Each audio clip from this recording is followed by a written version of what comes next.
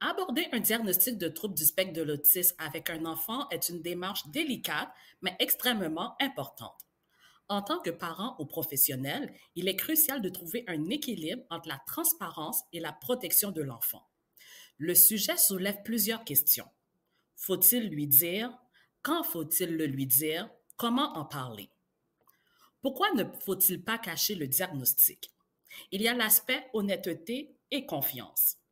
Cacher un diagnostic à un enfant, même avec les meilleures intentions, peut éroder la confiance entre l'enfant et ses parents ou ses éducateurs. En effet, un enfant finit souvent par percevoir des différences ou des difficultés qu'il vit comme des défis dans la communication, l'interaction sociale ou la gestion des émotions. Le fait de lui cacher son diagnostic peut générer de la confusion, de l'anxiété, voire un sentiment de culpabilité. Il y a quelque chose qui ne va pas chez moi, mais on ne me le dit pas. Deux, il y a aussi l'aspect suivant, la prise de conscience et l'acceptation.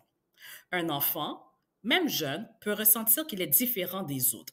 S'il comprend le diagnostic, il sera mieux à même de comprendre ses propres particularités et cela l'aidera à accepter ses différences. Le diagnostic peut offrir un cadre pour expliquer les comportements qui ne sont pas toujours bien compris par les autres, à la fois par l'enfant lui-même et par ses pairs. 3. Allons-y avec l'accès aux ressources et au soutien. Savoir qu'il y a un diagnostic permet à l'enfant et à sa famille de mieux comprendre son fonctionnement et d'accéder à des ressources thérapeutiques ou éducatives adaptées. Thérapie comportementale, soutien à l'école, etc. Ce soutien est souvent plus efficace si l'enfant est informé, car il devient plus collaboratif dans le processus de soins et de soutien. Quelles sont les bonnes pratiques pour expliquer le diagnostic à un enfant? Premièrement, choisissez le bon moment et le bon langage. Le moment où l'on aborde le diagnostic est crucial. Il est souvent recommandé de le faire une fois que l'enfant a atteint un certain âge, généralement vers 6-7 ans, lorsqu'il commence à mieux comprendre les concepts et à être plus autonome émotionnellement. Cependant, chaque enfant étant différent, il est important de prendre en compte son niveau de développement, son degré de compréhension et ses besoins émotionnels. Il est bien d'aborder un langage simple et adapté à l'âge. L'explication doit être adaptée à l'âge et à la capacité de compréhension de l'enfant. Utilisez des termes simples en expliquant qu'il a un cerveau ou un système nerveux qui fonctionne un peu différemment des autres enfants, ce qui fait qu'il peut avoir des comportements ou des émotions différentes. Par exemple, tu sais, parfois tu as des difficultés à comprendre comment se comporter avec les autres et tu préfères parfois être seul. C'est parce que ton cerveau fonctionne un peu différemment. Cela s'appelle l'autisme. Ou certains enfants trouvent difficile de comprendre les autres ou de se faire comprendre. Toi aussi, parfois, cela peut être difficile, mais il y a des moyens d'apprendre à mieux gérer ça. N'oubliez pas de rassurer l'enfant. Il est important de rassurer l'enfant, de lui dire qu'il n'y a rien de mal à être différent. Au contraire, lui expliquer que chaque enfant est unique et que l'autisme fait partie de ce qui le rend spécial. Il est aussi essentiel de lui faire comprendre que cela ne change pas sa valeur ni son potentiel. Deuxièmement, expliquez-lui ses forces et ses défis. Mettre l'accent sur ses points forts. Le diagnostic n'est pas seulement une manière de décrire des difficultés, c'est aussi un moyen de reconnaître les forces et les talents de l'enfant.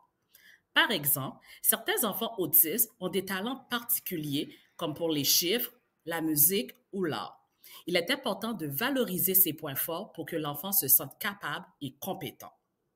Aborder les difficultés avec bienveillance. Parler des défis est également important, mais cela doit être fait avec empathie et douceur. Par exemple, tu peux dire, tu as parfois du mal à comprendre ce que les autres veulent dire et ça te rend triste.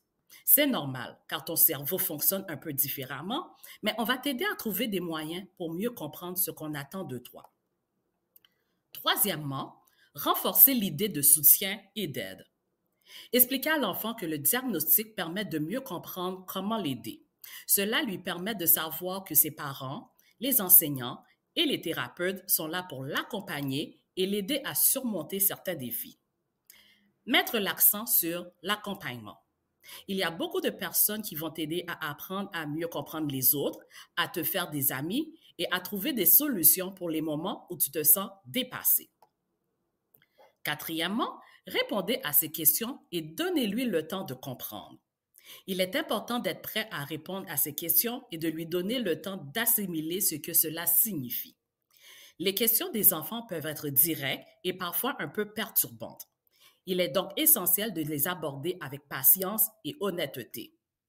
Est-ce que tu as des questions sur ce que l'autisme signifie pour toi? Cinquièmement, normaliser les différences. En expliquant à l'enfant que tout le monde a des différences et des défis, tu contribues à l'idée que le fait d'être différent est tout à fait normal. Tu peux dire des choses comme tout le monde a des choses qu'il fait mieux que les autres et des choses qu'il apprend avec du temps. Ce n'est pas parce que tu as des difficultés avec certaines choses que tu ne peux pas être génial dans d'autres. Qu'est-ce que la théorie du développement de l'autocompréhension? L'une des théories importantes pour aborder cette question est la théorie du développement de l'autocompréhension. L'enfant, au fur et à mesure de son développement, commence à comprendre qui il est, ses forces et ses faiblesses. Ce processus d'autoperception est essentiel à la construction de son identité, de sa confiance en soi et de son estime de soi.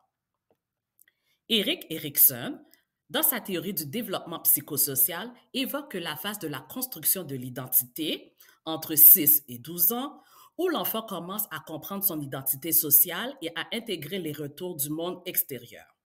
À cet âge, l'enfant commence à comprendre comment il se distingue des autres. Lorsqu'il reçoit des informations sur son autisme, il fait partie de ce processus de connaissance de soi. La théorie de la construction de l'identité de soi. Les recherches modernes, comme celle de Marcia, 1980, sur la construction de l'identité, soulignent que les jeunes adultes qui ont une identité claire et cohérente de qui ils sont, y compris de leurs conditions ou de leur diagnostic, sont souvent mieux préparés à faire face aux défis et à s'adapter aux environnements sociaux. En résumé, il est recommandé de parler du diagnostic à l'enfant dès que possible, sans attendre que l'enfant commence à avoir des questions difficiles, souvent vers 6-7 ans, ou dès que l'enfant commence à se poser des questions sur ses différences par rapport aux autres. Ne pas attendre trop longtemps, car cela peut créer des sentiments de confusion ou d'anxiété. Ne pas cacher un diagnostic de TSA à un enfant est essentiel pour l'aider à comprendre ses différences, à accepter ses particularités et à se construire une identité positive. Expliquez-lui de manière simple et rassurante ce qu'est l'autisme, en insistant sur les points forts et en montrant qu'il n'est pas seul, qu'il existe des moyens de le soutenir. Le diagnostic doit être présenté comme un outil pour mieux comprendre comment il fonctionne et comment l'aider à s'épanouir.